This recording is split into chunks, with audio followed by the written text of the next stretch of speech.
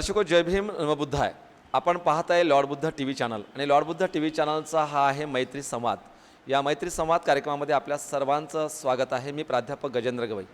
आपल्याला माहीत असेल की या मैत्री संवाद कार्यक्रमामध्ये आपण देशातील, महाराष्ट्रातील आणि विविध क्षेत्रामध्ये उल्लेखनीय अशा काम करणाऱ्या मान्यवरांना या मैत्री संवादमध्ये जोडण्याचं काम करतो, की ज्यामुळे एक नवी प्रेरणा, नवी दिशा आणि एक त्याग, संघर्ष, समर्पण आणि जीवन काय असते हे आपण सातत्यानं जाणून घेण्याचा प्रयत्न करतोय.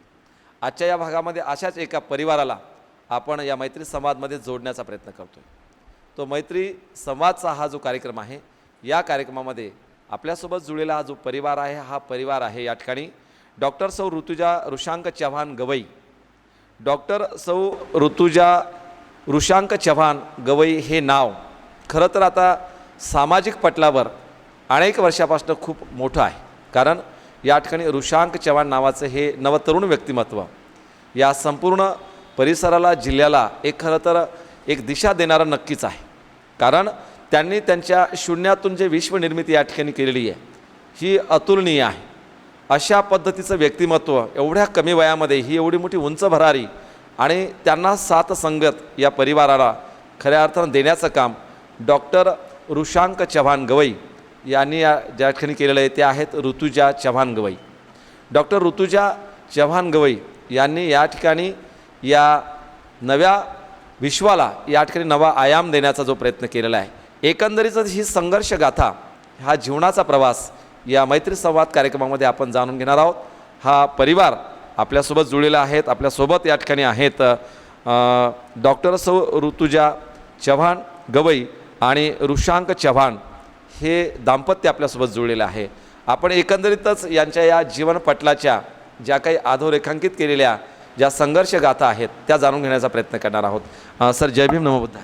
जय भीम, राम राम मंडळी. जी, तर आमची दोघांची ओळख द्यायची असेल तर मी गेल्या 4 वर्षापासून सहकार क्षेत्रामध्ये डोनगाव अर्बनच्या माध्यमातून काम करत आहे.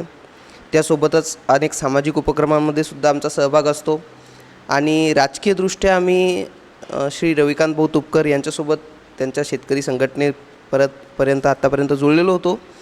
आता यापुढे सुद्धा आम्ही त्यांच्या संपर्कात आहे, त्यांच्यासोबत आणि त्यांच्या मार्गदर्शनामध्ये अनेक सामाजिक आणि लोकोपयोगी असे कामं करतो आहे आणि यापुढची वाटचाल ही त्यांच्या मार्गदर्शनामध्ये राजकारणाकडे करण्याचा आमचा प्रयास आहे.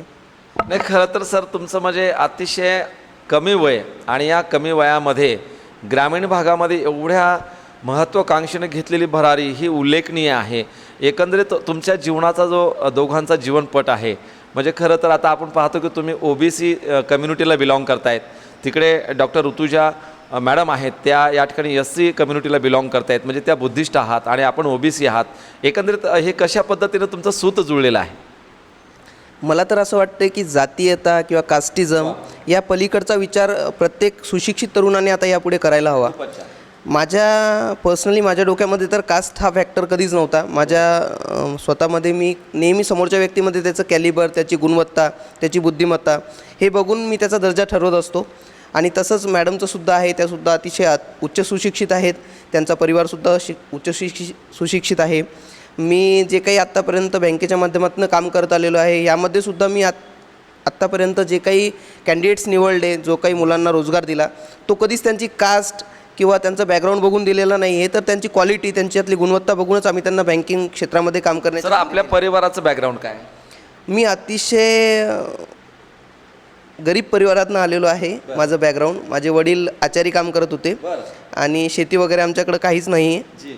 तर अशा अतिशय हलाखीच्या परिस्थितीतनं शिक्षण घेत घेत आम्ही समोर आलो आहे आणि आता सर्व परिवाराचा, समाजाचा जो काही आम्हाला प्रेम मिळतं आहे त्याद्वारे आम्ही बँकिंग क्षेत्रामध्ये चांगली वाटचाल. तुमचा संघर्षाचा प्रवास कसा आहे? मला कळते तेव्हापासून माझं शिक्षण स्वतःच्या कमाईवरच करण्याचा प्रयत्न केला आहे. स्वतः अर्न अँड लर्न या पद्धतीनं मी शिकत आलेलो आहे आणि मला जवळच्या माझ्या मित्रपरिवाराने आणि समाजातील अनेक चांगल्या लोकांनी मला खूप मदत केली. त्याद्वारे माझं शिक्षण कंप्लीट झालं. त्यानंतर 2017 साली मी ग्राहक सेवा केंद्र सुरू केलं. त्यामध्ये आम्ही बँकिंग सर्व्हिसेस लोकांना द्यायचो परिसरातल्या. त्याला खूप चांगला प्रतिसाद होता. परिसरामध्ये बऱ्याचशा लोकांचा विश्वास आम्ही त्या माध्यमातून संपादित केला आणि आम्ही बँकिंग सर्व्हिसेस देतोच आहे, तर लोकांच्या गरजा आम्ही जाणून घेतल्या की बँकिंगमध्ये लोकांना काय नवीन हवं आहे. आणि त्या दृष्टीनं मग आम्ही पतसंस्थेची स्थापना केली आमच्या काही नातेवाईकांना मित्रांना वगैरे सोबत घेऊन आणि त्याद्वारे मग आम्ही बँकिंगमध्ये खरं तर बँकिंग क्षेत्राचं कुठलंही तुम्हाला या ठिकाणी बॅकग्राऊंड नाही आहे, कुठला आर्थिक आधार नाही आहे आणि आपण पाहतो की आज संपूर्ण महाराष्ट्रामध्ये नव्हे तर संपूर्ण देशामध्ये या सहकार क्षेत्राच्या माध्यमातून प्रस्थापित लोकांचीच खूप मोठी चलती या ठिकाणी आहे. आणि अशाही अवस्थेमध्ये तुम्हाला असं का वाटलं की आपण बँकिंग क्षेत्रामध्ये ज्या ठिकाणी हे केलं पाहिजे, आपण लीड केलं पाहिजे?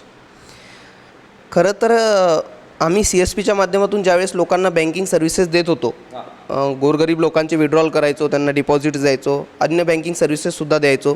तर त्यामध्ये आम्हाला कळलं की ज्या नॅशनलाइज किंवा प्रस्थापित बँका आधीच्या आहेत त्या लोकांना गृहीत धरत आहेत, त्यांना चांगले सर्व्हिसेस देत नाही आहेत. तर त्यामुळं आम्ही असं ठरवलं की लोकांच्या गरजा ज्या आहेत त्या पूर्ण करण्याचा जर आपण प्रयत्न केला तर लोकांचा चांगला प्रतिसाद आणि प्रेम आपल्याला मिळतं आणि ते आम्हाला खरंच मिळालं. या 3 वर्षाची आमची जी वाटचाल आहे त्यातनं दिसून येतं की चांगल्या सर्व्हिसेस जर का तुम्ही दिल्या तर लोक तुमच्या पाठीशी उभे राहतात, तुम्हाला प्रेम देतात आणि चांगले लोक तुमच्यासोबत जुळल्या जातात आणि त्याचा एकंदरीत परिपाक हा चांगल्या व्यवसायामध्ये होऊ शकतो. हे आत्तापर्यंत लोकांनी आम्हाला दिलेलं नाही, खरं तर आपल्याला हे म्हणायचं या ठिकाणी की बुलढाणा या ठिकाणी डोणगाव अर्बन तुम्ही हे जे पतसंस्था सुरू केली, एक बँकिंग क्षेत्रामध्ये तुम्ही ही जी भरारी किंवा आगेकूच करता आहात, तर सुरुवात करताना म्हणजे किती भागभांडवल तुमचं होतं? ॲक्च्युली आमचं 0 भागभांडवल होतं. आम्ही काही नातेवाईकांच्या मदतीनं एकंदरीत फंड जमा केला मित्रांच्या मदतीनं आणि त्याद्वारे आम्ही पतसंस्थेची स्थापना केली आणि त्यातनं पतसंस्थेचं रोपटं आम्ही छोटंसं लावलं. हळूहळू चांगले लोक जुळत गेले, चांगले कस्टमर जुळत गेले, आम्ही त्यांना सर्व्हिसेस देत गेलो आणि त्यातनं आता हे थोडं वटवृक्षाकडे वाटचाल याची सुरू आहे. नक्की.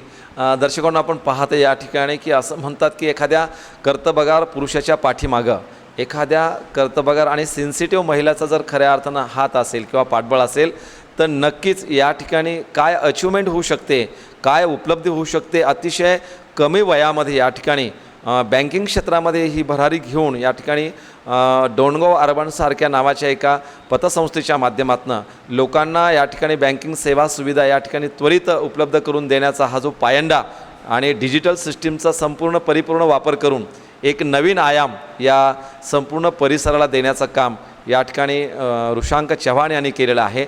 आणि ऋषांक चव्हाणला या संपूर्ण प्रक्रियेमध्ये खरं तर जी साथ दिलेली आहे ती साथ दिली एका वैद्यकीय क्षेत्रामध्ये एक चांगलं उच्च एज्युकेशन असताना, हायर एज्युकेशन असताना ज्यामध्ये MBBS ज्या झालेल्या आहेत त्या डॉक्टर या ठिकाणी ऋतुजा गवई, आता त्या चव्हाण आहेत, खरं तर गवई हे नाव त्यांच्यासोबत जुळलेलं आहे. तर डॉक्टर ऋतुजा चव्हाण गवई ह्यांना ह्या पद्धतीचा जो सपोर्ट करावा असा वाटला किंवा आपण आपल्या जातीच्या बाहेर जाऊन किंवा या सगळ्या परिघाच्या बाहेर जाऊन एकंदरीत हा जो निर्णय घेतला, खूप मोठा अतिशय धैर्याचा निर्णय या ठिकाणी होता, पण तो आज फळाला आलेला आहे. काय वाटते ते? सगळ्यांना सर्वप्रथम जय भीम आणि नमो बुद्धाय. जसं तुम्ही म्हटले आमच्या ह्याच्यात म्हणजे हा माझ्या डोक्यामध्ये काय विचार असेल तर जातीचा तर नक्कीच आमच्या डोक्यामध्ये कधी विचार नव्हता आणि जो आम्ही त्या काळामध्ये निर्णय घेतला तो नक्कीच आता एक मोठं फळ म्हणून आम्हाला मिळत आहे. आणि मी आधी एक अशी म्हणजे पर्सनल लाईफमध्ये जास्त गुंतलेली होती, पण जेव्हापासून आम्ही एक लग्न केले त्याच्यानंतर जे समाजासाठी आपण काही करू शकतो ही मला नक्कीच प्रेरणा माझे हजबंड देतात आणि या वाटचालीस आम्ही नक्कीच पुढेही असू. आणि एक सामाजिक फाउंडेशन आम्ही चालवतो जे राजमाता जिजाऊ नावाने आहे. त्या अंतर्गतही आम्ही अनेक सामाजिक कार्य हे नक्कीच करत असतो आणि यापुढे आम्ही असे सामाजिक कार्य करत राहू. ही जी प्रेरणा तुम्हाला संस्थेच्या माध्यमातून जी मिळते आहे, आज राजमाता जिजाऊ सामाजिक फाउंडेशन आहे आणि या फाउंडेशनच्या माध्यमातून आता तुम्ही लोकांमध्ये जुळलात किंवा लोकांपर्यंत पोहोचण्याचा नक्की या ठिकाणी प्रयत्न केला. अनेक महिलांच्या समस्या असतील, गावाच्या समस्या असतील, त्या पद्धतीनं युवकांच्या बेरोजगारीच्या समस्या असतील, या अनुषंगानं काय जाणीव झाली तुम्हाला तुम्ही जेव्हा लोकांशी हा व्यासंग जोडणार? आम्ही जे आता जे गावागावांमध्ये जाऊन लोकांना भेटत आहेत तर अनेक गावांमध्ये अनेक समस्या बघायला मिळतात. जसं आम्ही लोणारकडे गेलो होतो. लोणारमध्ये MIDC एरिया आहे जिथे लोकांना जे म्हणजे जे आहेत लोक त्यांना घरं दिलेली आहेत. ते घरं इतके छोटे छोटे आहेत म्हणजे सरकारने ज्या प्रकारे ते लोकांना सुविधा द्यायला पाहिजे होत्या तशा प्रकारे नाही आहेत. तिथे जे लाईट आहेत तिथे खंबेसुद्धा नाही आहेत. लाईट ही अंडरग्राऊंड काढलेली आहे म्हणजे जर पावसामध्ये एखाद्या वेळेस तो वीज तार कोणाला लागला म्हणजे कोणी शॉर्ट सर्किट होऊन जागेच मरू शकतो. तर अशा प्रकारे अनेक म्हणजे समस्या आम्ही बघितलेल्या आहेत. अनेक गावामध्ये रस्ते नाही आहेत, लाईट्स नाही आहेत आणि जसं आपण बघतो की बुलढाणा जिल्ह्यामध्ये एक कोणत्या खाजगी कंपन्या नाही, म्हणजे फॅक्टरीज नाही आहे जिथे युवकांना रोजगार मिळेल असं नाही आहे. परत एखादं मेडिकल कॉलेजसुद्धा नाही आहे. यासाठी प्रत्येक युवक नवीन म्हणजे युवकांना हे मोठ्या मोठ्या शहरांमध्ये जावं लागतं, जसं की मुंबई आहे, पुणे झाले. आपल्या इकडे जर तो ऑप्शन उपलब्ध झाला म्हणजेच तिकडचे जे हे युवक आहेत ते आपल्या गावातच राहून शिक्षण पूर्ण करू शकतील, असं माझी इच्छा आहे की सरकारने हे इतक्या दिवसात करायला हवं होतं. म्हणजे जेव्हा माणूस माणसासोबत जुळते, जेव्हा माणूस खऱ्या अर्थानं आपल्या लोकांमध्ये जातो किंवा माणूस जेव्हा खऱ्या अर्थानं आपल्या लोकांच्या समस्या हे आपल्या समस्या आहे त्याची जाणीव आणि त्याची तीव्रता जेव्हा लक्षामध्ये येते, नक्कीच या मतदारसंघामध्ये बेरोजगारीचा प्रचंड मोठा या ठिकाणी जो स्फोट या ठिकाणी होतो आहे. कारण दरवर्षी या ठिकाणी हजारो बेरोजगार विविध प्रकारचे विविध क्षेत्रातलं या ठिकाणी एज्युकेशन शिक्षण घेऊन बाहेर पडतात, परंतु रोजगाराच्या ह्या मोठ्या समस्या असल्यामुळे त्यांना शहराकडे स्थलांतरित व्हावं लागते, जसं पुणे मुंबई वगैरे असतील. आणि हा जर मार्ग निकाली काढायचा असेल, ही जर समस्या या ठिकाणी खऱ्या अर्थानं आपल्याला निकाली काढायची असेल तर नक्कीच या ठिकाणी या मेहकर लोणार मतदारसंघामध्ये औद्योगिक क्षेत्र हे विकसित होणं खूप काळाची गरज या ठिकाणी आहे. सर, एकंदरीत तुम्हाला वाटतं की तुम्ही आता खरं तर आपण सांगे आणि खरं तर आपल्यापासून सुरुवात झाली हे ज्वलंत उदाहरण तुमचं आहे. या ठिकाणी डोणगाव अर्बनच्या माध्यमातून तुम्ही किती लोकांना आणि कशा क्वालिटीच्या लोकांना रोजगार दिला आहे? डोणगाव अर्बनला जो काही भरभरून लोकांचा प्रतिसाद मिळाला तर त्यावरनं हे दिसून येतं की चांगल्या कामाला लोकांचा नेहमी पाठिंबा असतोच. काय झालं आहे, जवळपासच्या परिसरामध्ये सगळ्यात आधी QR कोड लॉन्च करणारी पतसंस्था ही डोणगाव अर्बन आहे. साऊंडबॉक्स लॉन्च करणारी पतसंस्था डोणगाव अर्बन आहे. डिजिटल मोबाईल ॲप्लिकेशन लॉन्च करणारी पतसंस्था डोणगाव अर्बन आहे. त्यानंतर कॅश ॲट होम म्हणजे आत्तापर्यंत वेगवेगळ्या पदार्थांच्या डिलिव्हरीज घरपोच होताना आपण बघितल्या, पण कॅशची डिलिव्हरी घरपोच देणारी पहिली पतसंस्था, मला असं वाटते महाराष्ट्रातली पहिली पतसंस्था ही डोणगाव अर्बनच आहे. तर अशा आम्ही ज्या काही डिजिटलाइज सर्व्हिसेस देतो, ज्या तरुणांना आवडत आहेत, लोकांना उपयोगी पडत आहेत, त्यामुळे आम्हाला चांगला पाठिंबा मिळाला. त्यामध्ये हे दिसून आलं की अशा सर्व्हिसेस प्रोव्हाइड करण्यासाठी आपल्याला मॅनपॉवर लागणार आहे. तर ही मॅनपॉवर कुठनं घ्यायची, तर आम्ही यावेळेस अशा युवकांना प्राधान्य दिलं जे अतिशय गरीब घरातनं आले. ज्या बॅकग्राऊंडमधनं मी आलो आहे अशा बॅकग्राऊंडला जे युवक बिलॉंग करतात, ज्यांच्यामध्ये काम करण्याचं पॅशन आहे, ज्यांच्यामध्ये काम करण्याची तयारी आहे, शिकण्याची नवीन उमेद आहे, अशा युवकांना, ते कुठल्याही कास्टचे असो, वेगवेगळ्या जाती धर्माचे आहेत. आता आमच्याकडे जवळपास 40 युवकांचा स्टाफ आहे. तर त्या 40मधले प्रत्येकजण हे अतिशय गरीब घरातून आलेला आहे, युवक आहे, वेगवेगळ्या कास्ट फॅक्टरमधनं आलेला युवक आहे. परंतु त्यांच्यामध्ये एक साम्य आहे की त्यांच्यामध्ये काम करण्याची चिकाटी आहे. तर तो एक गुण आम्ही बघून जवळपास 40 युवकांना आम्ही इथं रोजगार उपलब्ध करून दिला. आता आम्ही परत काही नवीन प्रोजेक्ट्स लॉन्च करतो आहे, त्याद्वारे आम्ही आणखी युवकांना रोजगार देण्याचा प्रयत्न करतो आहे. बट काय होतं आहे, कुठंतरी सीमा असतात, कुठंतरी मर्यादा येतात. नाही, पण आपण पाहतो सर की इथे आजही समजा डोणगावमध्ये असेल किंवा या परिसरामध्ये असेल, या मतदारसंघामध्ये अनेक प्रकारच्या मला वाटते शेकडो पतसंस्था या ठिकाणी आहेत बँकिंग क्षेत्रामध्ये. परंतु प्रामुख्यानं जाणवते हे सातत्याने की प्रस्थापितांनी ज्या काही संस्था उभ्या केल्यात, त्या प्रस्थापितांनी उभ्या केलेल्या संस्थांमध्ये त्यांच्याच नातेवाईकांना, त्यांच्याच जवळच्या लोकांना आणि तेही डोनेशन घेऊन अशा पद्धतीचे हे जॉब किंवा ह्या नोकऱ्या अतिशय कमी पगारावर त्या लोकांना उपलब्ध करून दिलेल्या आहेत. आणि कमी पगारामध्ये सुद्धा खूप मोठ्या हालापेष्टा सहन करून ते लोक नोकरीच्या नावाखाली ते या पद्धतीने ते जीवनयापन करतायत. परंतु तुमचा हा जो दृष्टिकोन आहे की तुम्ही त्या लोकांकडनं कुठल्या प्रकारचं डोनेशन किंवा संस्थेला देणगी अशा प्रकारचं काय नाही, मुळात मी तुम्हाला सांगितलं त्याप्रमाणे आम्ही ज्यावेळेस एखाद्या युवकाला जॉब देतो त्यावेळेस त्याच्याकडे एकच बघतो की याची किती काम करायची आणि किती शिकण्याची तयारी आहे. बाकी त्याच्या खिशामध्ये 1 रुपया आहे किंवा नाही याचा आम्ही विचार करत नाही. कारण काय आहे, जर पैशामुळं आपण एखाद्याची गुणवत्ता डावलत असू तर तो आपण त्याच्यावर अन्याय करतो आहे ना, जो आधी आमच्यावर बऱ्याच युवकांवर झालेला आहे. तर अशा युवकांवर हा अन्याय यापुढे होणार नाही याची आम्ही काळजी घेतो आहे. आणि मी बघतो आहे तालुक्यातून प्रचंड प्रमाणात आम्हाला प्रतिसाद येतात, कॉल येतात की आम्हाला जॉब पाहिजे.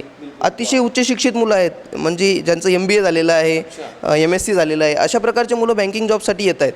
त्याचं कारण आहे की खूप मोठ्या प्रमाणात बेरोजगारी आहे आपल्या परिसरामध्ये. ही बेरोजगारी दूर करण्यासाठी खूप पर्याय आहेत, पण जे सध्या विद्यमान आपले राजकीय लोक आहेत यांनी याकडे सकारात्मक दृष्टीनं जर का बघितलं तर बदल घडू शकतो. खरंच खूप गरज आहे आपल्या परिसरातील लोकांना रोजगार देण्याची. आम्ही आमच्या परीनं पतसंस्थेच्या माध्यमातून किंवा अन्य नवीन प्रोजेक्ट्सच्या माध्यमातून आम्ही तो प्रयत्न करतो आहे, पण तो अपुरा पडतो आहे. कारण खूप मोठ्या प्रमाणात युवकांचा हा बेरोजगारीचा प्रश्न आहे. आपण त्याकडं खरंच लक्ष द्यायला पाहिजे आणि त्यासाठीच आम्ही राजकारणाकडे वाटचाल करण्याचा प्रयत्न करतो आहे. खूप छान. तर आपण पाहता इथे की खरं शून्यातून विश्वनिर्मिती काय असते हे या ठिकाणी ऋषांक चव्हाण सर यांच्यासोबत जेव्हा आपण चर्चा करतो आहोत हे आपल्या लक्षामध्ये येते. अतिशय कमी वयाचा हा नवतरुण एक आपल्यासोबतच लोकांचा समाजाचा कसा विकास या ठिकाणी होईल या पद्धतीची अभिलाषा बाळगून प्रत्यक्ष या ठिकाणी कृती कार्यक्रम वास्तवामध्ये घडवून लोकांना उभं करण्याचं काम करते. सर थोडंसं चर्चा करताना किंवा आपल्या संस्थेची आम्ही चॅनलच्या वतीने पाहणी करताना असंही जाणवलं की अतिशय यंग जनरेशनमधले ही सगळे लोक ही टीम तुमच्यासोबत या ठिकाणी तुमचे सहकारी म्हणून आहेत. मॅनेजरसुद्धा अतिशय कमी वयाचं या ठिकाणी आहे. हो, मला सांगायला आनंद होतो की माझ्या माहितीप्रमाणे महाराष्ट्रातील सगळ्यात कमी वयाचा ब्रँच मॅनेजर हा डोणगाव अर्बनचा आहे, ज्याचं की आजच्या तारखेतलं वय 21 वर्ष आहे. समीर नावाचा मुलगा आहे, मुस्लिम कम्युनिटीला बिलॉंग करतो. बट तो माझ्यासोबत 2016-17पासून काम करत आहे. अतिशय हलाखीच्या परिस्थितीतनं आलेला आहे. त्याचं सुद्धा खूप मोठं स्ट्रगल आहे. परंतु काय आहे, जर का एखाद्यामध्ये क्वालिटी असेल, कॅलिबर असेल, तर त्याची शिकण्याची तयारी असेल तर आपण त्याला नक्कीच त्याच्या योग्य जॉब दिला पाहिजे. ही माझी स्वतःची मानसिकता आहे. त्यामुळं तो मॅनेजर म्हणून आम्ही घेतला आहे. आणि बाकीचा एकंदरीत स्टाफ जो आहे तो सगळा मिनिमम 30च्या आतलाच आहे. मॅक्झिमम आमचा स्टाफ 30च्या आत म्हणजे अंडर 30 वर्षाच्या आतले सगळे मुलं आहेत. नवीन मुलं असल्यामुळं काय आहे, त्यांची काम करण्याची खूप उत्साह त्यांच्यामध्ये असतो, प्रेरणा असते आणि आम्ही सगळे त्यांना सांभाळून घेऊ शकतो. आणि काय, मी सुद्धा सेम एज असल्यामुळं ते माझ्याशी जुळवून घेतात. आमची वेवलेंथ, आमची विचारांची जी पातळी आहे ती जुळून येते आणि आम्ही एक टीम नाही तर आम्ही एक परिवार आहे. आम्ही एक परिवार म्हणून विविध जाती धर्माचे लोक सगळे आमच्या बँकेमध्ये मुस्लिम कम्युनिटीचे बरेचसे मुलं आहेत, मागासवर्गीय मुलं आहेत, OBC आहेत, मराठा आहेत, माळी आहेत. काही लोकांच्या कास्ट मला अजून माहितीही नाही आहेत जे नवीन जॉईन झालेले आहेत, कारण की आम्ही तो फॅक्टर कधी बघतच नाही. पण तरीसुद्धा आम्ही सगळे एकत्र असतो. आम्ही एका परिवारासारखे राहतो आणि एका परिवारासारखे समाजाची सेवा करण्यासाठी आम्ही आता पुढे आलेलो आहोत. तर नक्कीच या ठिकाणी विश्वरत्न बोधिसत्व डॉक्टर बाबासाहेब आंबेडकर म्हणजेच या देशाच्या संविधानाचे शिल्पकार बाबासाहेबांना सुद्धा या ठिकाणी अभिप्रेत होतं की जाती अंताची लढाई आम्हाला लढल्याशिवाय एक भारतीय नागरिक या ठिकाणी निर्माण होणार नाही. जोपर्यंत आय एम इंडियन, जसं बाबासाहेब म्हणतात I am first Indian and the last Indian, मी पहिल्यांदा भारतीय आणि शेवटीसुद्धा भारतीय, एवढी मोठी राष्ट्रीयत्वाची भावना जर निर्माण करायची असेल तर आमच्यामध्ये असणारे जाती धर्माचे पंथाचे हे जे काही कांगोरे आहेत हे तोडावे लागतील. आणि म्हणून बाबासाहेबांनी सुद्धा आपल्या आयुष्याची सुरुवात या ठिकाणी स्वतः सुरू केली आणि त्यांनीसुद्धा रमाबाईनंतर या ठिकाणी आंतरजाती विवाह केला. तेच ज्वलंत उदाहरण या ठिकाणी समतामूलक समाज रचनेची स्थापना करण्याच्या उद्देशानं आणि आपल्या निजी आयुष्यामध्ये, जीवनामध्ये, आपल्या परिवारामध्ये, बँकिंग क्षेत्रामध्ये आपल्या आजूबाजूला असणारा प्रत्येक कर्मचारी तो कुठलीही त्याची जात न बघता त्याची क्वालिटी बघून या ठिकाणी सर्व विश्वाची माझे घरं ही संताची विचारधारा, महापुरुषांची विचारधारा अंगीकारणारा हे एक जो परिवार आहे ऋषांक चव्हाण आणि डॉक्टर ऋतुजा गवई चव्हाण यांच्या माध्यमातून आपण तो जाणवतो आहे. असं वाटतं की अशा नवख्या खरं तर या जीवनाच्या प्रवासामध्ये एक नवीन उमेद आणि नवीन भरारी घेतलेल्या दाम्पत्यासोबत सतत या ठिकाणी संपर्क करावा किंवा सतत त्यांच्यासोबत बोलत राहावं, कारण ही नवी ऊर्जा, ही नवीन प्रेरणा, ही नवीन दिशा या परिवाराकडनं आपल्याला या ठिकाणी मिळते आहे. आपण या परिवारासोबत चर्चा करत असताना आपल्यासोबतच डॉक्टर ऋतुजा चव्हाण गवई आहेत. मॅडम, जेव्हा तुम्ही आता का लोकांच्या समाजसेवेच्या दृष्टिकोनातून आज पब्लिकमध्ये जाता, ग्रासरूट लेवलला जाता, महिलांच्या बाबतीत आता आपण पाहतो की खूप मोठ्या या ठिकाणी समस्या निर्माण आहेत. आता बघतोय आपण महिलांवर अत्याचाराच्या दिवसेंदिवस घटना या ठिकाणी वाढत आहेत आणि हे सगळं होत असताना एक महिला म्हणून महिलांच्या उत्थानासाठी, महिलांच्या सक्षमीकरणासाठी, महिलांच्या रोजगारासाठी काय तुम्हाला उणिवा या ठिकाणी जाणवल्या की कशा पद्धतीच्या महिला आपलं जीवन व्यतीत करतायत? महिलांबद्दल बोलायचं म्हटलं तर सध्या आपल्या भारतामध्ये एक हॉट टॉपिक असलेला आहे जो वेस्ट बेंगॉलमध्ये एक हेनियस क्राईम झालेला आहे जो एक डॉक्टरवरच झाला. तर यासोबत मी खूप जास्त प्रमाणे रिलेट करू शकते. म्हणजे माझ्याही कधी नाईट ड्युटीज असतात तर तेव्हा मनात कुठेतरी खूप जास्त भीती असते. तर आपल्या भारताला आत्तापर्यंत आपण स्वच्छ भारत हे अभियान राबवत आलो, पण आता एक सुरक्षा भारत असं अभियानसुद्धा सरकारने राबवायला हवं. आणि ज्यामुळे ज्या महिला आता समजा आत्तापर्यंत महिला पडद्यामागे राहायच्या, म्हणजे त्यांना जॉब वगैरे करायचं इतकी संधी मिळायची नाही, पण आता ज्या काळामध्ये संधी मिळत आहे तर सरकारने यावरही लक्ष दिलं पाहिजे की तो जॉब करताना किंवा शिक्षण घेताना त्या महिलेला तेवढीच सुरक्षा ही सरकारने दिली पाहिजे. आणि नक्कीच महिला त्यांना म्हणजे गरज नाही कोणाची, ते आपल्या पायावर उभं राहू शकतात आणि आजच्या काळामध्ये एक इंडिपेंडेंट फिमेल असायलाच हवं. म्हणजे आपल्याकडे बघितल्यानंतर नक्कीच ही जाणीव होते की महिलांनी ठरवलं तर त्या या ठिकाणी पुढे येऊ शकतात. कुठेतरी म्हटलं जाते की नारी निंदा मत करो नारी रतन के खान, नारी निंदा मत करो नारी रतन के खान, इसी नारी में से पैदा हुए बुद्ध रामकृष्ण भगवान. आणि म्हणून चांगल्या घडवण्याचं सुद्धा या ठिकाणी अट्टहास महिलाच करू शकतो आणि ही सगळी जी उपलब्धी आहे नक्कीच महिलांची आहे. पण मॅडम मला दुसरा एक प्रश्न असं म्हणायचं की इथे देश पातळीवर देशाचे प्रधानमंत्री असतील, देशाचे आत्ता तुमचे विद्यमान मुख्यमंत्री असतील, या ठिकाणी बेटी बचाव बेटी पढाव किंवा आता एक मुख्यमंत्री लाडकी बहीण अशा पद्धतीच्या ह्या योजना लॉन्च करत असताना अशा पद्धतीनं जर अत्याचाराची या ठिकाणी भीषणता ही या ठिकाणी मोठी होत असेल तर हे सगळ्या गोष्टी आपल्याला असं वाटते हवेत विरून जात नाहीत का? हो नक्कीच, कारण की दरवेळेस असा एक असतो की लोक एकदा प्रोटेस्ट करतात, त्याच्यानंतर काही व्हॉट्सॲपवर स्टेटस ठेवतात, इन्स्टावर पोस्ट करतात, त्यानंतर सरकार त्याच्यावर काही लक्ष देत नाही आणि काही 10-15 दिवसात सगळे विसरून जातात. पण असं न करता सरकारने या सगळ्या गोष्टींवर लक्ष दिलं पाहिजे. म्हणजे महिलेची सुरक्षा ही खूप महत्त्वाची गोष्ट आहे आणि त्यासाठी सरकारने नवीन पावलं उचलली पाहिजेत. तर अनेक प्रश्नांना या ठिकाणी जेव्हा आपण त्यांच्याकडनं हे उत्तरं अनपेक्षितपणे या ठिकाणी येत आहेत तेव्हा नक्की असं वाटतं की या परिवारानं एक खूप मोठा ध्यास जनसेवेचा घेतलेला आहे. खरं तर सर मला एक प्रश्न आहे आपल्याला की आता सगळ्या फॅसिलिटी तुमच्याकडे उपलब्ध आहेत, मॅडमच्या माध्यमातून एक चांगली अधिकाऱ्याची म्हणजे एक नोकरी तुमच्याकडे आहे, एक वैद्यकीय अधिकारी म्हणून, सोबतच तुमच्यासोबत या ठिकाणी एक बँकिंग क्षेत्रामध्ये एवढं मोठं आता तुमचं या ठिकाणी जे उपलब्धी झालेली आहे, सगळ्या प्रकारच्या फॅसिलिटी एक सांसारिक जीवन जगण्यासाठी उपलब्ध असताना असं का वाटतंय? म्हणजे हा प्रश्न दोघांना पण माझा आहे की तुम्ही आता या राजकीय क्षेत्रामध्ये आलं पाहिजे किंवा या ठिकाणी आमदारकीच्या निवडणुकीला आपण सामोरे गेलं पाहिजे, काय असं निर्माण? मुळात आपल्या गरीब घरातल्या मुलांना असं शिकवलं जातं की राजकारण वगैरे आपलं काम नाही आणि थोडंफार तुमचं उत्पन्नाचं बघा, स्वतःपुरतं बघा, स्वतः सेटल व्हा आणि बाकीच्या रिकाम्या भानगडीत पडू नका असं शिकवत आलेले आहेत. मला सुद्धा ते शिकवलं गेलं घरून. प्रत्येकाला गरीब ज्या मिडल क्लास लोअर मिडल क्लासमधनं जे लोक येतात त्यांना हे शिकवलं जातं की बाबा हे बाकीच्या भानगडी आपलं काम नाही आहे. बट काय झालं आहे, जर का हाच विचार भगतसिंगांनी केला असता तर आपल्याला हे स्वातंत्र्य वगैरे पुढच्या गोष्टी मिळाल्या नसत्या ना. तर स्वतः क्रांतिकारी विचार आमचे सुरुवातीपासून माझे आहेत पर्सनली आणि मी सुद्धा या व्यवस्थेपासून चिडलेलो आहे. मला सुद्धा पिसल्या गेलेलं आहे. माझं ज्या फील्डमध्ये शिक्षण आहे त्या फील्डमध्ये मला नोकरी नाही अवेलेबल झाली किंवा तशा प्रकारचे रोजगार अवेलेबल नाही झाले. तर मग त्यावेळेसची ताकद कमी होती, त्यावेळेस आपण व्यवस्थेसोबत लढू शकत नव्हतो, व्यवस्थेसोबत भांडू शकत नव्हतो, म्हणून आधी स्वतःच्या रोजगाराची व्यवस्था तयार करून घेतली. त्यासोबत माझ्यासोबत जे माझं फ्रेंड सर्कल होतं त्यांच्या रोजगाराची व्यवस्था केली. मॅडम आज सेटल आहे, त्यांचं जॉब वगैरे सुरू आहे, माझं घर आहे, गाडी आहे, म्हणजे आज जे एक सुखी संसाराचं जे सूत्र आहे ते सगळं माझ्याकडे आज तयार आहे. मग अशा वेळेस मी स्वतःचाच जर विचार केला तर मला स्वतःला मी दोष देईल की मी जे करू शकत होतो ते मी भविष्यात नाही केलं, मी माझ्या जुन्या वेळेत ते केलं नाही, याचा मला भविष्यात खूप त्रास होईल. त्यामुळं आता आपलं पोट भरलं तर आता समाजासाठी काम करण्याची वेळ आहे. बाबासाहेबांनी सुद्धा सांगितलं होतं की स्वतःचं पोट भरल्यानंतर समाजासाठी काम करणं हे तुमचं कर्तव्य आहे आणि हे कर्तव्य मानूनच मी आज राजकारणाकडे येतो आहे.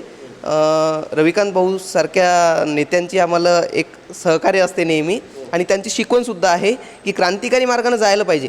जेव्हा व्यवस्थेला, जेव्हा शासनाला, जेव्हा प्रशासनाला, प्रशासकीय व्यवस्थेला तुमच्या वेदना कळत नाहीत, त्यावेळेस एक धमाका करण्याची गरज असते. भगतसिंगांनी ज्यावेळेस विधान भवनामध्ये बॉम्बस्फोट केला होता तर त्यावेळेस त्यांनी हे दाखवून दिलं होतं की व्यवस्थेला जेव्हा तुमच्या वेदना ऐकू येत नाहीत त्यावेळेस धमाका करा. जर का बहिऱ्या लोकांना तुमचं ऐकू येत नसेल तर धमाक्याची गरज असते. तर अशीच आजची व्यवस्था ही बहिरी झालेली आहे, आंधळी झालेली आहे. त्यांना तुमच्या वेदना दिसत नाहीत, त्यांना वेदना ऐकू येत नाहीत, कळत नाहीत. तर आता बॉम्ब फोडण्याची गरज नाही आहे, पण आता लोकशाही मार्गातून आपण या व्यवस्थेमध्ये येऊन आपल्यासारख्या लोकांसाठी काम करू शकतो हा विश्वास आम्हाला आहे. त्यामुळं आम्ही राजकारणाच्या दृष्टीनं आता विचार करतो आहे. नाही, खरं तर आपण पाहतो की देशाला स्वातंत्र्य मिळाल्यापासून आणि नव्हे तर या देशामध्ये भारतीय संविधान लागू झाल्यापासून जेव्हापासून ही निवडणूक प्रक्रिया इथे सुरू झाली आणि तेव्हापासून आपण पाहतो की काही घराण्यांनी या ठिकाणी प्रस्थापित होऊनच या ठिकाणी आपला हक्क सिद्ध करण्याचा प्रयत्न केला आहे. म्हणजे त्यांच्या कुटुंबामधल्या अनेक लोकांना या प्रवाहामध्ये ते सातत्यानं आणण्याचा प्रयत्न करतात. सर्वसामान्य लोक हे फक्त वोटरच्या किंवा मतदाराच्या भूमिकेमध्ये या ठिकाणी राहतात आणि म्हणून ह्या प्रस्थापित व्यवस्थेला खूप मोठी तिलांजली आणि सुरुंग लावण्याचं काम हे बहुआयामी आणि बुलंद व्यक्तिमत्व जे आहे ते आहे ऋषांक चव्हाण. त्यांना साथ देते आहे, कारण ही शिडी जी आहे, ही जी पायरी आहे, ही चढायची आहे डॉक्टर ऋतुजा चव्हाण गवई यांच्या माध्यमातून. तुम्हाला काय वाटतं? मी एक डॉक्टर असताना माझं म्हणजे एक जे प्रोफेशन आहे, नक्कीच त्यातून मी अनेक समाजकार्य करू शकते. पण आरोग्य हे एकच समाजात येत नाही, त्याच्यासोबतच अनेक गोष्टीसुद्धा येतात. म्हणजे जसं की आपल्या ज्या मूलभूत गरजा आहेत, अन्न, वस्त्र, निवारा, त्यातलं पहिलं म्हणजे अन्न. तर माझी अशी समज आहे की आपल्याकडे आपला जोही गुण, एखादा आपला स्ट्रॉंग पॉईंट असतो, तर त्याच्यामागे आपण लागलेलो असतो की आपण तो कसा स्ट्रॉंग करू. समजा एखादा चित्रकार असतो, तो त्याची कला अजून कशी स्ट्रॉंग होईल याच्यामागे असतो. तर ज्या अर्थाने आपला भारत देश हा कृषीप्रधान देश असं म्हणतात, तर तिथल्या म्हणजे कृषीप्रधान असताना तिथला शेतकरी हा खूप सुखी, समृद्ध, श्रीमंत नक्कीच असायला हवा होता. पण या विपरीत आपल्याला आजची अवस्था इथे बुलढाणा जिल्ह्यात जास्त बघायला मिळते, जिथला शेतकरी हा खूप जास्त प्रमाणात आत्महत्या करत आहेत. तर नक्कीच कुठेतरी सरकारी विरोध धोरणांमुळे शेतकऱ्यांवर अन्याय होत आहे आणि त्यासाठी आपण सगळ्यांनी लढाई करायला हवी आहे. अजून सोडून म्हणजे शिक्षणाची सुद्धा खूप इथे गरज आहे. म्हणजे मेडिकल कॉलेजेस वगैरे, मोठे मोठे कॉलेजेस हे आपल्या जिल्ह्यामध्ये यायलाच हवे. जिल्ह्यामध्ये म्हणजे फक्त बुलढाणा जिल्ह्यापुरती मी बोलत नाही आहे, पण प्रत्येक जिल्ह्यामध्ये असायला हवं, जेणेकरून जे युवक आहेत त्यांना इकडे तिकडे न जाता आपल्या गावी राहूनसुद्धा शिक्षण पूर्ण करायला आलं पाहिजे. तर अशा अनेक समस्या आहेत, जसं की महिलांच्या पण रोजगारांच्या समस्या आहेत. मग त्यांना जर आपण गृहउद्योग किंवा काय म्हणजे असे वेगवेगळे काही आपण यामध्ये वेगवेगळ्या माध्यमातून जर त्यांना उद्योग उपलब्ध करून दिले, तर हे नक्कीच खूप चांगलं होईल.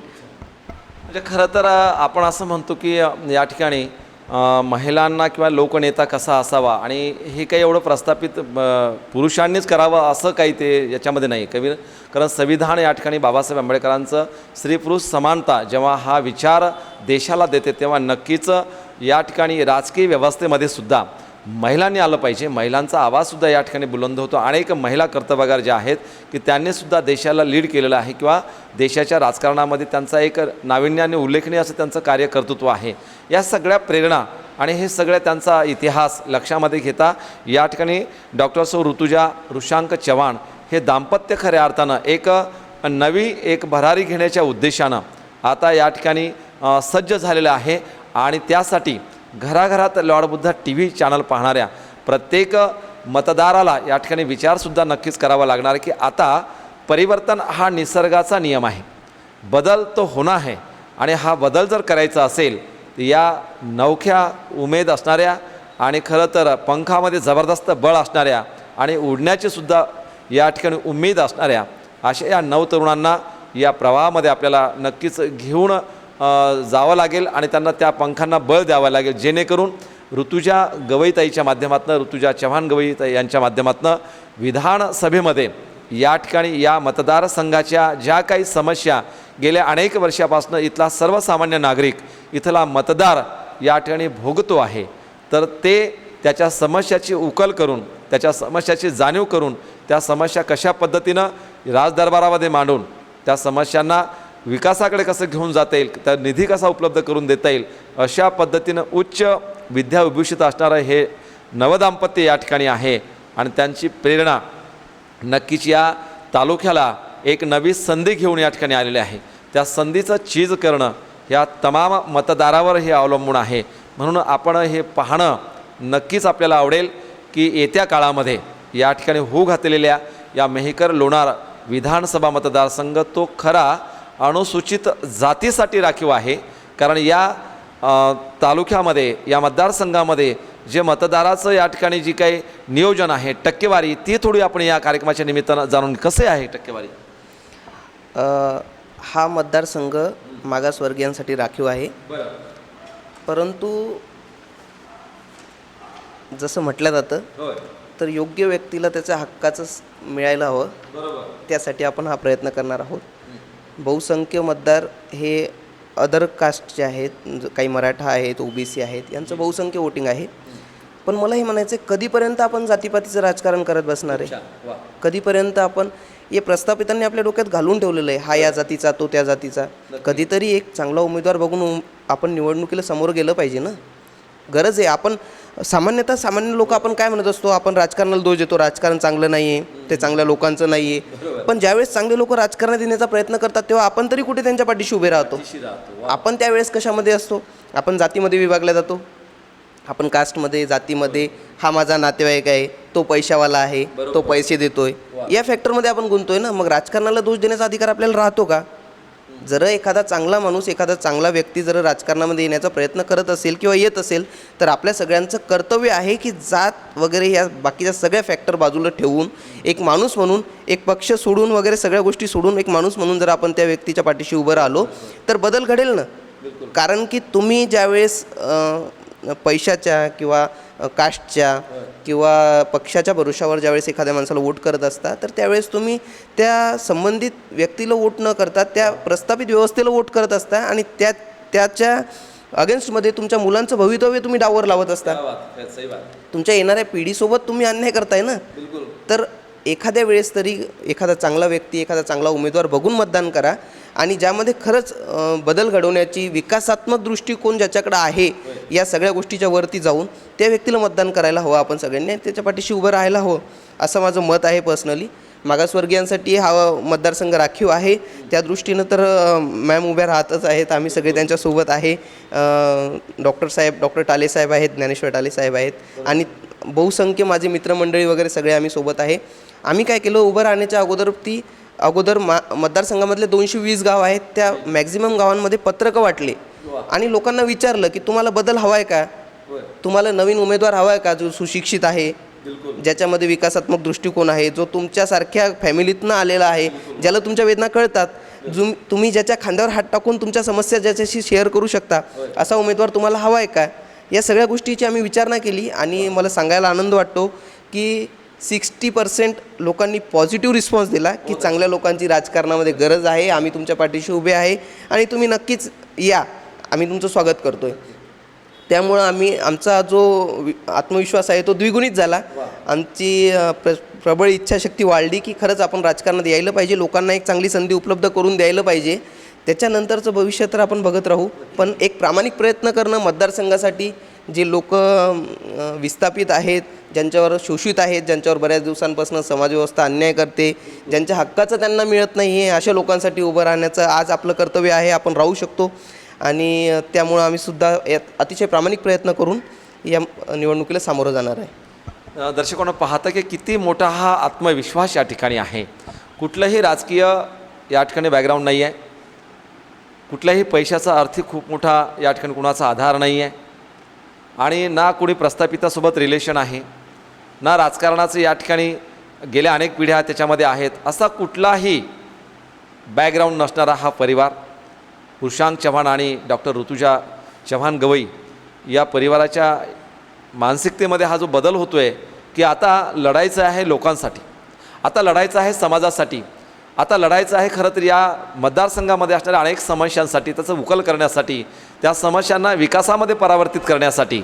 आणि एवढा मोठा हा उद्देश घेऊन जर एक नवीन परिवर्तन या मेहकर मतदारसंघामध्ये आपल्या सर्वांच्या आशीर्वादानं होत असेल तर नक्कीच येत्या काळामध्ये हा इतिहास आपल्या सर्वांनी प्रामाणिकपणे न विकता या ठिकाणी मतदान केलं आणि खरं आपलं मतदान न विकता या ठिकाणी चांगल्या व्यक्तीला केलं, ते समाधान आपल्या सर्वांनाच या राजकीय प्रवाहामध्ये झाल्याशिवाय राहणार नाही. आणि म्हणून सर जाता जाता एक आव्हान आपल्या दोघांना पण आहे, तर आता एक आपण उमेदवार म्हणून, एक सामाजिक कार्यकर्ता म्हणून लोकांकडनं, मतदाराकडनं काय अपेक्षा आहे. कारण एखादा नेता या निवडणुकांच्या रणमैदानामध्ये येत असतो, या रिंगणामध्ये येत असतो, तेव्हा त्या नेत्याकडनं, त्या उमेदवाराकडनं पब्लिकला किंवा मतदारांना प्रचंड अपेक्षा असतात.